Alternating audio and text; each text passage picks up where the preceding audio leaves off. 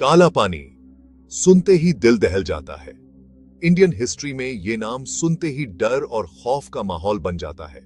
इसका मतलब था अंडमान आइलैंड पर ब्रिटिश सरकार द्वारा निकाले जाने की साजा।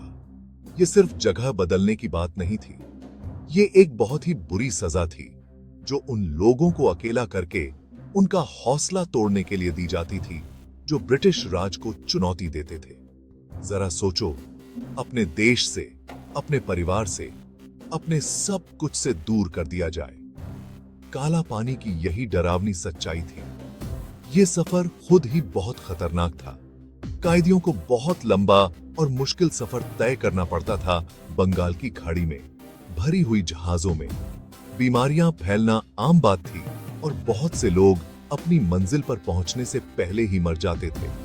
जो जिंदा बच जाते थे उनके लिए असली आजमाइश अब भी शुरू हुई थी। उन्हें सेलुलर जेल की दीवारों के पीछे अकल्पनीय कठिनाइयों और क्रूरता का सामना करना पड़ता था।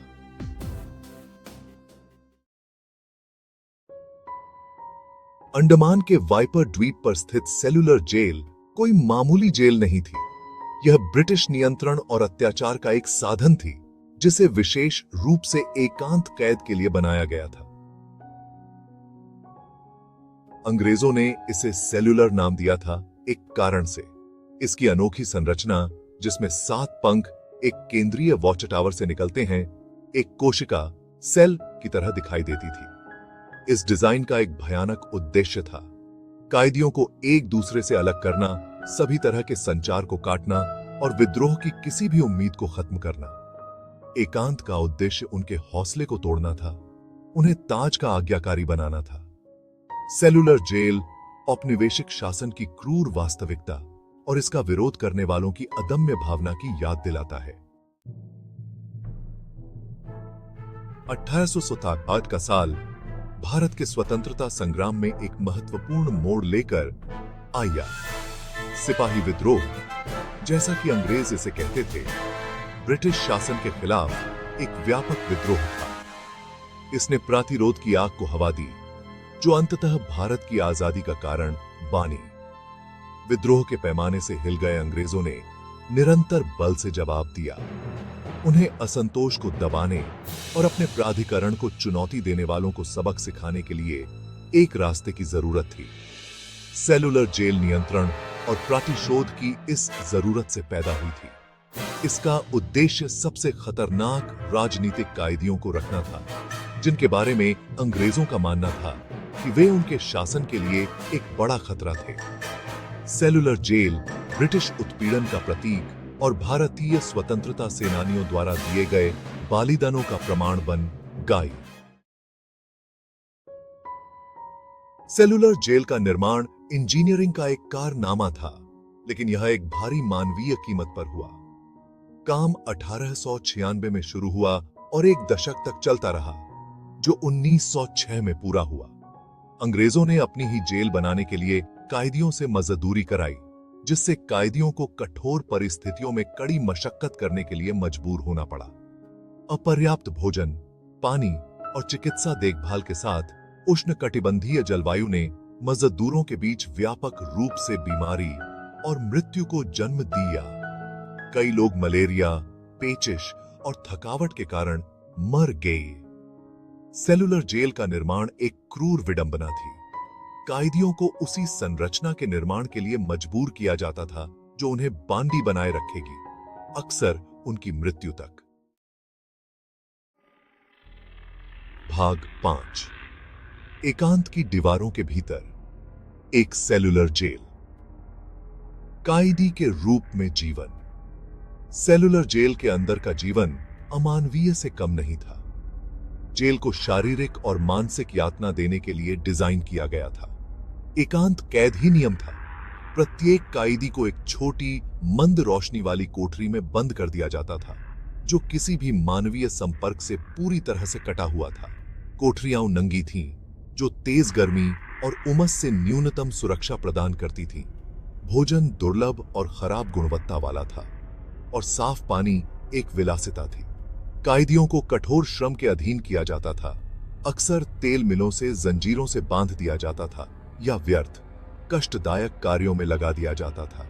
उद्देश्य उनके हौसले को तोड़ना, उनकी गरिमा और मानवता को छीनना था। भाग 6। अडिग आत्माएं। सेलुलर जेल के प्रमुख स्वतंत्रता सेनानी। अपनी मुश्किलों के बावजूद सेलुलर जेल के कैदियों ने अत्यधिक साहस और लचीलापन दिखाया। भारत के स्वतंत्रता संग्राम के कई प्रमुख व्यक्तियों ने इसकी कष्टदायक स्थितियों को सहा। ऐसी ही एक शख्सियत थे वीर सावरकर, एक क्रांतिकारी और भारतीय स्वतंत्रता के प्रबल समर्थक। सावरकर को सेलुलर जेल में 50 साल की सजा सुनाई गई थी, जहां उन्होंने क्रूर व्यवहार और एकांत कैद को सहा। इसके बावजूद उन्होंने लिखना जारी रखा, कागज और कपड़े के टुकड़ों पर अपनी रचनाओं की तस्करी की। एक और प्रमुख कैदी थे बटुकेश्वर दत्त, एक क्रांतिकारी जो दिल्ली में 1929 में केंद्रीय विधानसभा में बम विस्फोट में अपनी भूमिका के लिए जाने जाते हैं। उन्हें सेलुलर जेल में कड़ी सजा दी गई, जिसमें बेड़ियों में बांधकर तेल मिलों पर काम करने के लिए मजबूर करना शामिल था। ये व्यक्ति और उनके जैसे अनगिनत अन्य लोग भारत की आजादी के लिए लड़ने वालों की अदम्य भावना का प्रमाण है। भाग 7। समय के साथ बैडलाव सेलुलर जेल का रूपांतरण। 1947 में भारत की आजादी के बाद सेलुलर जेल का उद्देश्य बदल गया। यह अब एक जेल के रूप में काम नहीं करती थी, बल्कि इसे राष्ट्रीय महत्व के स्थल के रूप में मान्यता दी गई थी। भारत सरकार ने 1969 में इसे राष्ट्रीय स्मारक घोषित किया, जो इसकी दीवारों के भीतर कैद रहने वालों के बलिदानों को सम्मानित करता है। दुख की जगह से स्मरण की जगह तक का यह रूपांतरण भारत की आजादी की यात्रा का एक शक्तिशाली प्रतीक है। आज सेलुलर जेल उत्पीड़न की याद दिलाने वाले के रूप में नहीं, बल्कि मानव भावना के लचीलापन और स्वतंत्रता की अटूट प्राप्ति के प्रमाण के रूप में खड़ी है। भाग 8। स्मरण की तीर्थ यात्रा। आज सेलुलर जेल का दौरा। सेलुलर जेल जाना एक भावुक अनुभव है।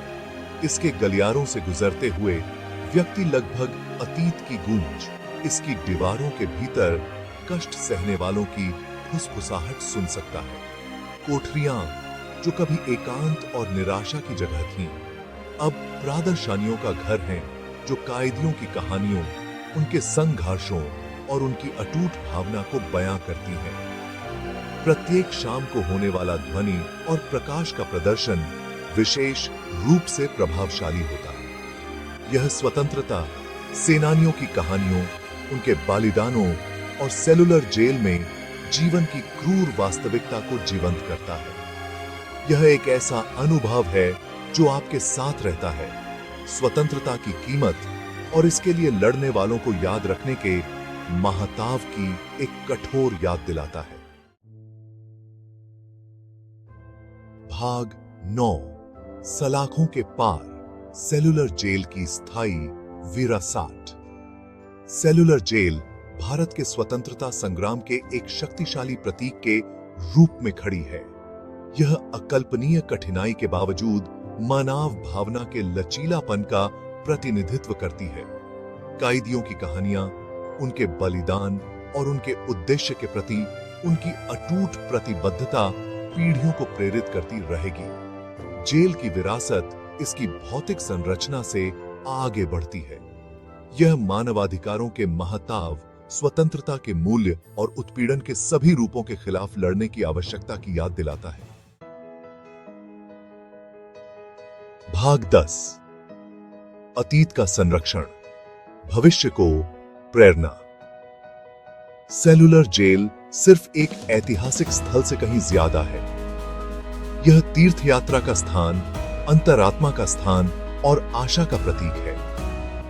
यह हमें उन लोगों के बलिदानों की याद दिलाता है जो हमारी आजादी के लिए लड़े, और हमें उन मूल्यों को बनाए रखने के लिए प्रेरित करता है जिनके लिए वे खड़े थे। सेलुलर जेल जैसी जगहों को संरक्षित रखना बेहद जरूरी है। वे हमारे अतीत के लिए एक मूर्त कड़ी के रूप में काम करते हैं, जो हमें उन संघर्षों और विजयों को समझने में मदद करते हैं जिन्होंने हमारे वर्तमान को आकार दिया है। अतीत को याद करके हम अपने से पहले आने वालों का सम्मान करते हैं और आने वाली पीढ़ियों को अधिक न्याय संगत और न्यायपूर्ण दुनिया के लिए प्रयास करने के लिए प्रेरित करते हैं।